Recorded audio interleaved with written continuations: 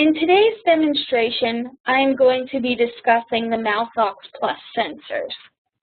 To start, I am going to focus on our sensors that can be used in mice.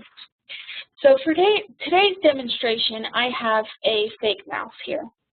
If you're working with an anesthetized mouse, we have a few different sensors that you can use depending on the type of work that you're doing with the subject. The first sensor that we have here is a thigh sensor, and the thigh sensor is cupped on the clear end of the clip, and the reason for this is that it holds onto the subject's leg, and we get the measurement from the subject's femoral artery. So in order to get the sensor on your subject, all that you have to do is clip it onto their leg like so, and you will start getting your measurement. So this is the thigh sensor, and the thigh sensor can only be used on anesthetized mice. The next sensor I'm going to show you is our throat sensor. If your subject is on their back and you're working on their abdomen area or their legs, you can use our throat sensor. And this is our throat sensor. Now, it is larger than the one you would use on a mouse, but for demonstration purposes, I wanted to show you the sensor and what it looks like. So all that you would do is put this around your subject's throat, and this sensor gets the reading from the carotid artery.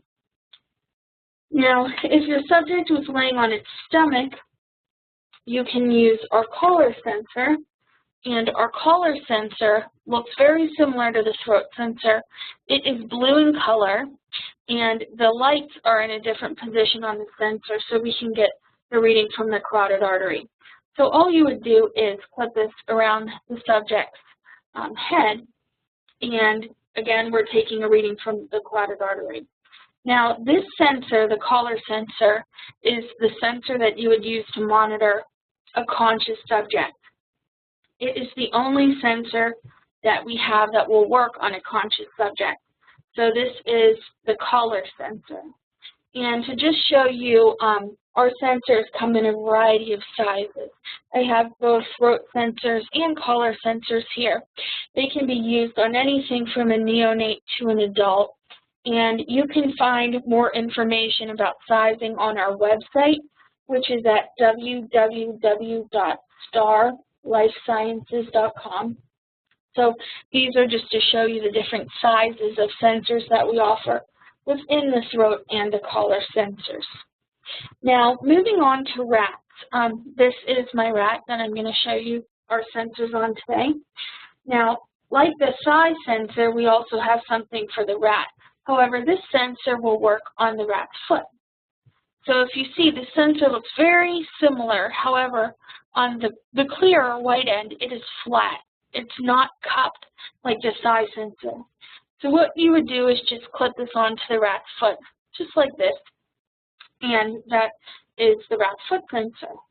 Now, just like the mouse sensors, we also have the throat sensor, which would just go around the subject's neck like that. And we also have the collar sensor, which will go around the back of the neck. So these are the three sensor options that you have for rats. Now, the collar, again, is the only sensor that will work on a conscious subject. So these are our sensors that you would use for rats. Now, we do have another sensor. It is a temperature sensor. It is a separate sensor that you can use with your subjects if you're looking to monitor temperature. And just to show you against my hand, it does have a tip on it so that you can use this on mice and rats. And it's easily sanitizable, or easy to be sanitized, I guess I should say. And this is our temperature sensor. It is separate from our other sensors, so while the sensors that I showed you prior take all of our measurements, you do need that sensor if you're looking to monitor temperature. Now, our sensors can be used in both black and white mice and subjects that are have dark fur. If you are working with a darker subject, like this would be a brown mouse, what you would need to do is remove the hair at the sensor site. And the reason for this is we are sending a light through the subject. And if this dark fur is in the way, it's going to impede the light that we're trying to send through the subject. So in our lab, what we will use is hair trimmers like this to remove their hair. And you can also use a depilatory cream like Nair, but if you do that, you should do it one day in advance. And this is a blank clip, and whenever you're nairing your subject, if you're nairing them around their necks, if you're using a throat or collar sensor, you can actually put Nair around here and put this on your subject for a few minutes and then remove the cream, and you'll find that this will remove the hair very nicely in the sensor location. These clips can also be used for conscious subjects if you're trying to train them. However, it is not mandatory to do that. Now, the other sensor that I'm going to show you is our MRI-compatible sensor. And our MRI-compatible sensor looks a bit different than our other sensors, so I'm just going to put it down here. Now, on this end right here, we have 15 feet of universal cable, okay? And then we have a small box here, and then this side is 5 feet of fiber optic cable. So the total sensor length is 20 feet. On the end of the sensor, there are clip ends that will actually snap into here. So you have the light on one side and the photodiode on another side. And you can just clip the clip ends into the sensor.